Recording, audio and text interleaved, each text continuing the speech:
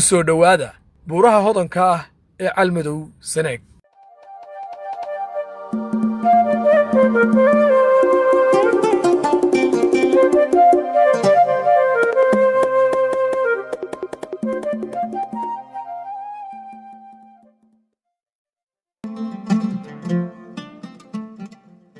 safarkan inta aanu ku jirno waxaad ku baran doontaa deegaano hodan ah oo ku yaal Calmadow kuwaas oo ay ka buuxaan noocyada qudaarta. tani waa liiba belmadii, tani waa baydarintii. jaadka beertan weyn ee ga dambaysa waa qaad ama jaad hadba sidaa u taqaan. iyo bunka oo aan ka bixin dhulka Soomaalida intiisa kale. bunka waa la beeray taariikh aan dhaweyn baa la beeray adigu xisaab 40 sano meelahaas waa ku yaalay deegaanka. waa socdaal ku baraya dhulkeena dihin iyo sida aan looga faa'iideysan.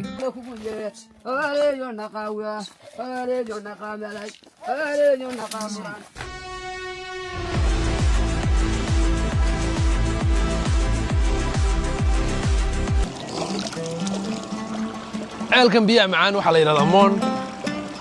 halkan waa isha moon baa loo yaqaan. ishan halka ka bilaabataa waxay u daadegtaa ilaa iyo togaga hoose oo ku daraya biyaha badda. ishan waxay biyeysaa dhulbeereed fara badan oo inaga hooseeya. marka ereyadan waxaa la isku yidhahdaa moon. ishan biyaheedu marka waa durdur ma go'aan weligeed. durdurada Calmadow bay ka mid tahay, waana kuwa u horreeya marka laga yimaado dhanka barameed ama laasqoray. dhir waaweyn baa halka ku taalo ay ka mid yahay geedkan canjeelka ah iyo dhir kale oo fara badan. marka deegaankani aad iyo aad buu isaga laftiisa u qurux badan yahay. waa dhulka ugu quruxda badan ee buraleyda Calmadow. magaciisana ka garanaysaa moon baa la yidhahdaa. halkan aan ku suganahay waa deegaanka Mirci. waa mid ka mid ah deegaanada dalxiiska ee Calmadow. buurtan iga dambaysa waxaa ku dedan ceeryaamo. waa deegaanada aad iyo aad ka quruxda badan oo marka aad timaado aad iyo aad u dalxiisi doonto.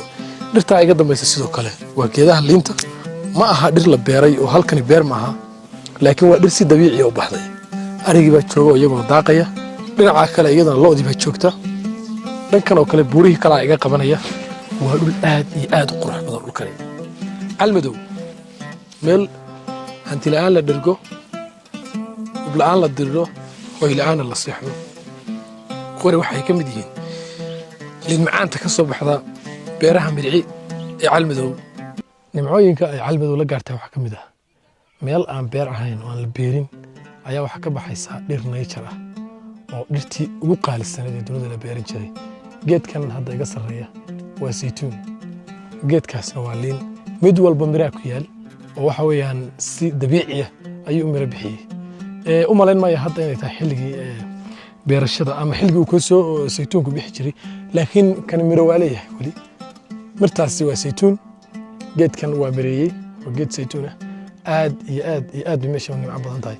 sidoo kale geedkan igu xiga isna waa liin. liintan waa liin qarboosh. marka iyadana waa liin fresh ah wey.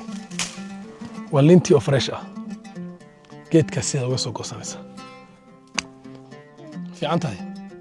waxaan muxuu yahay waxaan liintan xagee ka baxday? geedkee ka baxday? kan miyay ka baxday? kan agteena haye ma cuntaa adigu? liintan weliga ma cunta? haye kaale cunaynaa. soo fariiso Mustafa, liintaas cunaynaa. haye dheh haye liintan ani Mustafa xabad liin oo fresh aan soo goosanay, liin macaan ah. geedkaasaan ka soo goosanay. liintaasaan meeshaan ku cuni doonaa.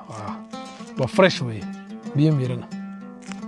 halkan aan fadhino durdurraa hoos mara biyo ah. marka liintu iyadoo dhirta hoostaasan way taallaa. hadda liin kale ay muuqato oo geedka hoos taalla. Mustafa, liinta kale soo qabo liinta. wallahi wax laga sheekayn karo maaha run ahaantii. aad iyo aad bay meesha tani waxay u tahay yacni waa jannooyinka ifka wey. waa liin macaan fresh ah. Mustafa, keenta kalena dadka tusneed. liintaasna geedka hoosteedu ka soo qabtay. iyaduna waa soo go'day oo iyadoo darar la isaga soo dhacday. Mustafa, haye liin baa ku siinaya.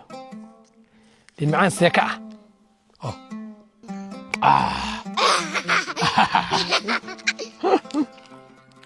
I do this.